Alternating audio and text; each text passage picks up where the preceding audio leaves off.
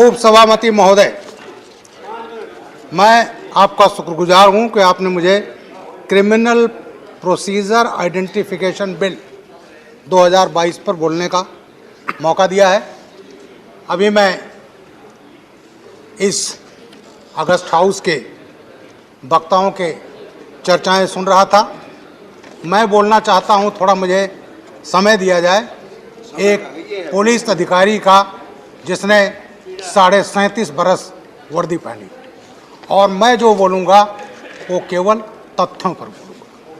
महोदय, ये शिनाख्त शब्द जो है अंग्रेजी में आइडेंटिफिकेशन, ये सेक्शन 9 इंडियन एविडेंस एक्ट से निकला है, और इसके तहत जो शब्द है पर्सन्स एंड एनीथिंग, एनीथिंग पहले आदमी का शिनाख्त होता है और माल का भी शिनाख्त होता है। मैं इस पर एक छोटा सा शेर कहना चाहूँगा, और वो शेर था, मैं एक ज़िले में एसएसपी था, एक बड़ी चोरी हुई और चोरी के बाद रिकवरी हुई, अच्छी रिकवरी हुई, और उस रिकवरी में हम लोगों को सम्मानित किया। खान साहब थे और वो बड़े खुश हुए, उनका पूरा सामान रिकवर हो गया।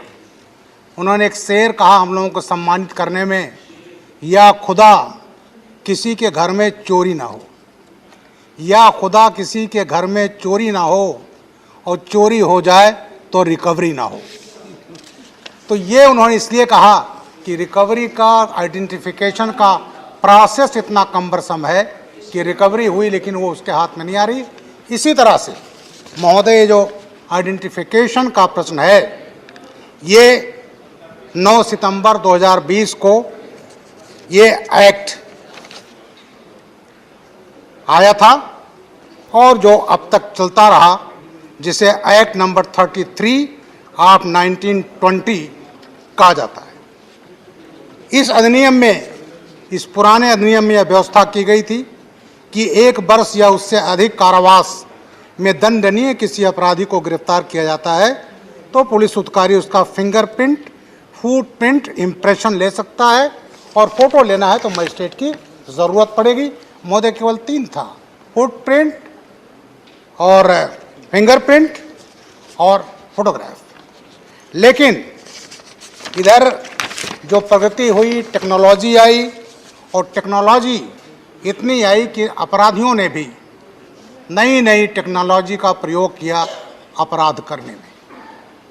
जब हम सेवा में आए तो कट्टा मिल जाता था, कभी कभी 12 बोर गन मिल जाए, फैक्ट्री मेड 315 बोर राइफल मिल जाए, तो हम लोग समझते थे बहुत बड़ा हथियार मिल गया। लेकिन इसी सेवा में RDX भी देखा, चाइनीज़ ग्रेनेड भी देखा, AK-47, G3, ये तमाम चीज़ें जो आई, और साइबर क्राइम 2000 के पहले को कोई नाम नहीं जानता था। साइबर क्राइम क्या है? हेरोइन, मार्फिन कोई नहीं जानता था, गांजा, चरस के बारे में जानते थे, इसके बारे में। तो ये मेरा कहना है कि जिस तरह से अपराधियों ने नई नई तकनीकी का इस्तेमाल किया, इसलिए वो जो कानून था 1920 का, वो उसकी कोई उपयोगिता नहीं रह गई थी, और मैं इसलिए ये कानून लाया। महोदय, ये जो अपराधी हैं, आतंकवादी हैं, मैं इनके बारे में बात करना चाहता हूँ। महोदय, मैं कुछ घटनाओं का जिक्र करना चाहूँगा, और उसमें किस तरह से इस देश को टेरराइज किया गया। मैं उत्तर प्रदेश में सेवा में था। 23 नवंबर 2007 को कचहरी में ब्लास्ट हुए, लखनऊ, अयोध्या और बनारस, मारे गए 1.5 दर्जन लोग। और उसके बाद जब ये घटना हुई, उसके 2 मिनट पहले टेरर मेल आया मीडिया को, हम ब्लास्ट करने जा रहे हैं, जो करना हो कर लो। और उस टेरर मेल में ये भी कहा गया कि हमने श्रमजीवी ब्लास्ट किया है, हमने दिल्ली ब्लास्ट किया है, सरोजनी नगर ब्लास्ट किया है। उसी घटना में और बॉम्बे में सीरियल ब्लास्ट हुआ था 11 जुलाई 2006, जिसमें 209 लोग मारे गए थे। महोदय, ये ऐसी घटना थी जिसने हिला कर रख दिया था, और वो टेरर मेल लिखित में आया और उससे पूरे देश को हिलाने का प्रयास किया गया। अभी मैं अपने कुछ मित्रों का सुन रहा था और ये कहा जा रहा था कि साहब इसका मिसयूज होगा। महोदय, उस पार्टी को कहने का हक नहीं है जो आतंकवादियों के 15 केसेज उत्तर प्रदेश में वापस लेती है। कोई हक नहीं उनको कहने का। महोदय, मैं उसका भुक्तभोगी हूँ, आज पार्लियामेंट में खड़ा हूँ। मैंने कभी नहीं सोचा था कि मुझे मौका मिलेगा, लेकिन आज मौका मिलेगा। आज मैं बोलूँगा उस पर और तथ्यों पर बोलूँगा। महोदय, उस कचहरी ब्लास्ट केस में हमने गिरफ्तार किया आतंकवादी। 18 मई 2013 को वो आतंकवादी लखनऊ से गए थे फैजाबाद। कोर्ट्स में ट्रायल के बाद लौट रहे थे, एक को लू लग गई। खालिद मुजाहिद फौजी का आतंकवादी, और बाराबंकी आते आते डेथ हो गई। मैं उस समय डायरेक्टर जनरल सिविल डिफेंस था, डीजीपी के पद से हटा दिया गया था, और उस पार्टी में समाजवादी पार्टी की सरकार थी। मेरे खिलाफ बाराबंकी कोतवाली में 19 मई 2013 को मर्डर का मुकदमा कायम किया गया था मेरे खिलाफ, और मेरे साथ जो डीजी थे रिटायर्ड विक्रम सिंह। जी हाँ, ये जरा सुनने का मादा भी रखिए साहब। और वो जो मुकदमा कायम किया गया, जेल भेजना का प्रयास किया गया मुझे, क्या था? तुष्टीकरण के राजनीति, ब्रजलाल को जेल भेज दो तो एक पर्टिकुलर कम्युनिटी का वोट पूरा पूरा मिल जाएगा। ये चीजें हुई, और वो पार्टी जिसने सीआरपी केस हुआ था, वो घटना मैं ही था उस समय प्रदेश का ADG law and order. Rampur CRPF पर हमारे 7 जवान मारे गए थे। 31 दिसंबर बटे 1 जनवरी 2008 की रात में हुआ था। AK-47 से हमला हुआ था, और हमारे ही निर्देशन में इंडिया कमांडर लश्कर तोयबा का हाफिज सईद का मैं लाया था। दोनों पाकिस्तानी फिदाइन मोहम्मद फारूक, इमरान, लोकल मैन, और ला करके हमने चार्जशीट लगाई। RDX मिला, AK-47 मिला, और वो जो समाजवादी पार्टी सरकार आई तो उस केस को भी वापस लिया गया। मैं हाई कोर्ट इलाहाबाद को मैं सलाम करता हूं। हाई कोर्ट ने जानते क्या कहा था? महोदय, आप कौन होते हैं केस वापस लेने वाले? आप कौन कह रहे हैं कि निर्दोष है? दोषी और निर्दोष तय करेगा कोर्ट। और इलाहाबाद हाई कोर्ट का एक कमेंट था कि आज आप केस वापस ले रहे हो, कल को उनको पद्म विभूषण दे दोगे। ये इलाहाबाद हाई कोर्ट का था। और वो सीआरपीएफ अटैक का केस जो सरकार ने वापस लिया था, उसमें 4 को फांसी की सजा हो गई, एक को आजीवन कारावास हो गया, एक को 10 साल से। तो महोदय, ये जो बात करते हैं कि दुरुपयोग होगा, फला होगा, इनको ये दुरुपयोग और सदुपयोग कहने का कोई हक नहीं है। तो ये जो टेक्नोलॉजी बढ़ी, तो ऐसे उसकी ज़रूरत थी। क्योंकि अभी मैं देख रहा था, एक साहब ने कहा कि बड़ा दुरुपयोग होगा दिल्ली के। महोदय, इसमें कुछ ऐसी पार्टियां हैं जिन्होंने याकूब मेमन और अफजल गुरु को फांसी जब सजा दी गई, तो उस फांसी को सजा को रोकने के लिए रात में सुप्रीम कोर्ट का दरवाजा खटखटाया गया। वो पार्टियां आज का कारण ये दुरुपयोग होगा। फांसी की सजा जिसको सुप्रीम कोर्ट से हो चुकी है, जो लटकने जा रहा है, और उसके पक्ष में खड़े हैं टुकड़े टुकड़े गैंग को सपोर्ट करने वाले। अफजल, हम शर्मिंदा हैं, तेरे कातिल जिंदा हैं। सुप्रीम कोर्ट ने निर्णय दिया इस पार्लियामेंट पर अटैक का महोदय, और पार्लियामेंट अटैक के जब होता उस मुलजिम को सजा होती है, तो ये पार्टियां तमाम ऐसी हैं जो दस्तखत करके रात में सुप्रीम कोर्ट का दरवाज़ा खटखटाया गया था उनको छुड़वाने के लिए।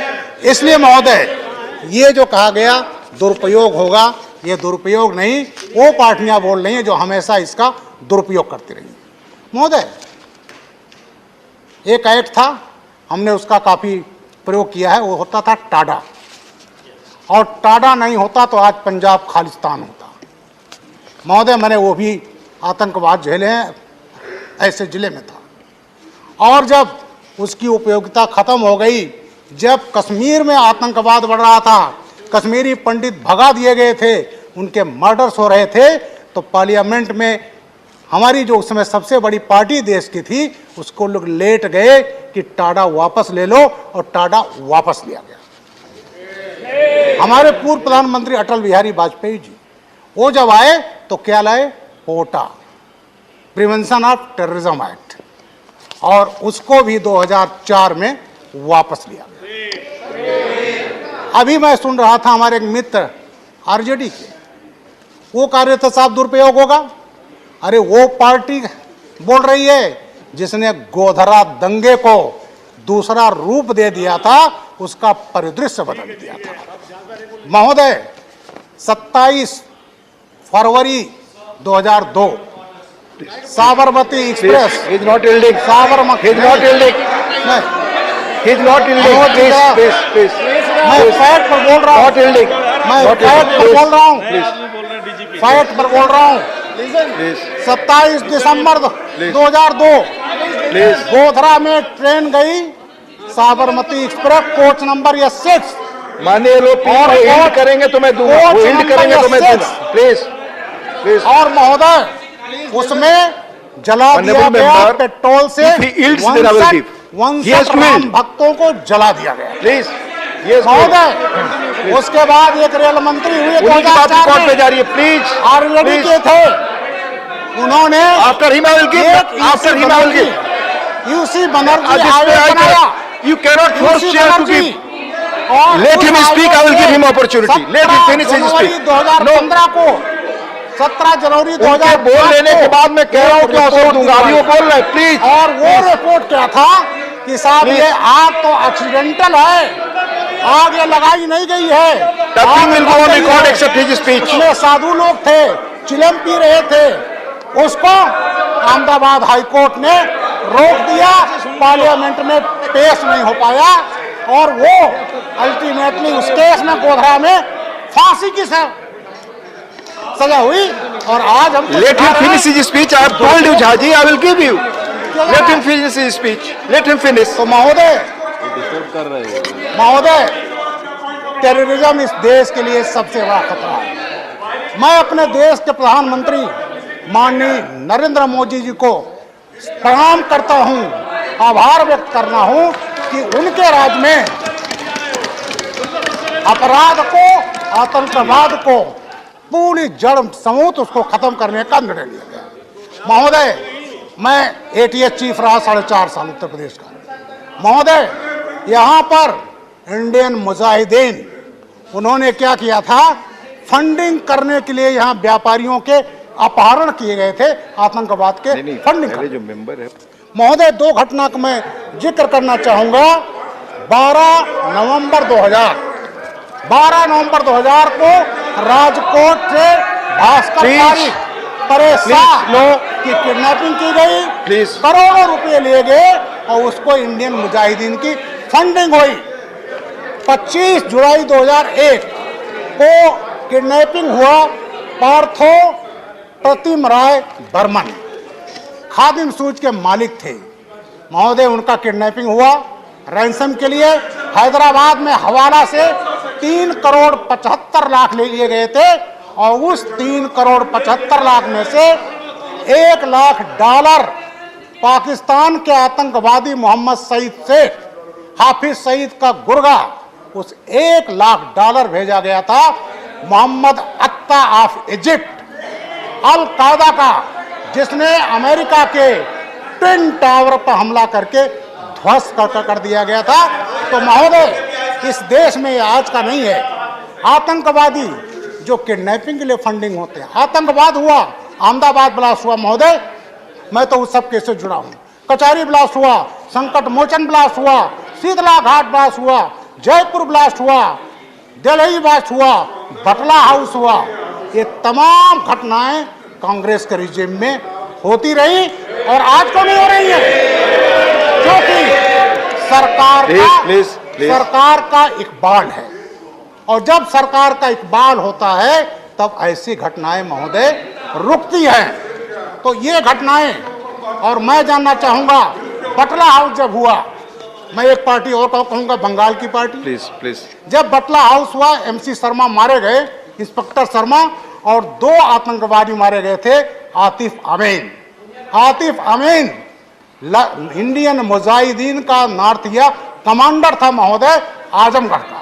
वो आजमगढ़ आजमगढ़ मॉड्यूल 25 लोग पाकिस्तान में ट्रेंड थे। आतिफ अजीम, मोहम्मद साजिद मारे गए थे, सैफ गिरफ्तार हुआ था। उसके बाद हंगामा मच गया क्योंकि एक शहजाद था, उसको मैंने गिरफ्तार करके आजमगढ़ से दिया था, जिसको दिल्ली कोर्ट ने आजम कारावास की सजा दे दी। और ऐसे केसेस में आंसू बहाए जा रहे थे। 15 मिनट का समय पार्टी ने दिया था आजमगढ़ को, हमारे कांग्रेस के पार्टी ने नेता 15 मिनट का समय दिया था आपका। एक हमारे कांग्रेस के नेता, उन्होंने आजमगढ़ को उन आतंकवादियों के घरों को तीर्थ स्थल बना लिया था। वहां जा करके वहां से गुमराह करके लोगों को दिल्ली भेज करके प्रदर्शन कराए जा रहे थे। और एक नेता और कांग्रेस के थे, 15 मिनट पार्टी ने दिया थे 11 फरवरी 2012, और एक आया था बटला हाउस की तस्वीर देख करके उनकी नेता की आंखों से आंसू गिर रहे थे। आज ये पार्टी के लोग ये कह रहे हैं दुरुपयोग होगा। महोदय, ये कानून आज के रिक्वायरमेंट को देखते हुए जिस तरह से अपराधी हाईटेक हो गए हैं, अगर हम हाईटेक नहीं होंगे तो उसका मुकाबला हम नहीं कर पाएंगे महोदय। इसलिए ये जो बिल है ये बहुत जरूरी है। इसमें कहीं किसी का मानवाधिकार का हनन नहीं है। और आज की परिस्थितियों को देखते हुए और आज के रिक्वायरमेंट को देखते हुए ये एक्ट पास होना चाहिए, क्योंकि जितने ये चीजें पैरामीटर्स हैं जो मेजरमेंट की श्रेणी में लाए गए हैं आज से अपराधों से लड़ने के लिए, वो जरूरी है। मैं माननीय नरेंद्र मोदी जी का और अपने गृह मंत्री माननीय अमित शाह जी का आभारी हूं कि इस एक्ट को लाया गया और आज पास होगा। और ये नरेंद्र मोदी जी का सपना जो है, इस देश को अपराधियों से, आतंकवादियों से, नक्सलाइट से मुक्त किया जाएगा। और मैं इस बिल को सपोर्ट करता हूं। और ये सपोर्ट करने के बाद अभी कहा जा रहा था कि साहब इसमें कन्विक्शन रेट में कमी आएगी। महोदय, कन्विक्शन रेट आप देखिएगा बढ़ेगा, क्योंकि ये साइंटिफिक एविडेंस है। और साइंटिफिक एविडेंस जो होता है वो झूठ नहीं बोलता। आदमी झूठ बोलता है, परिस्थितियां झूठ नहीं बोलती, फैक्ट झूठ नहीं बोलते। इसलिए इस एक्ट से हमारा कन्विक्शन रेट बढ़ेगा।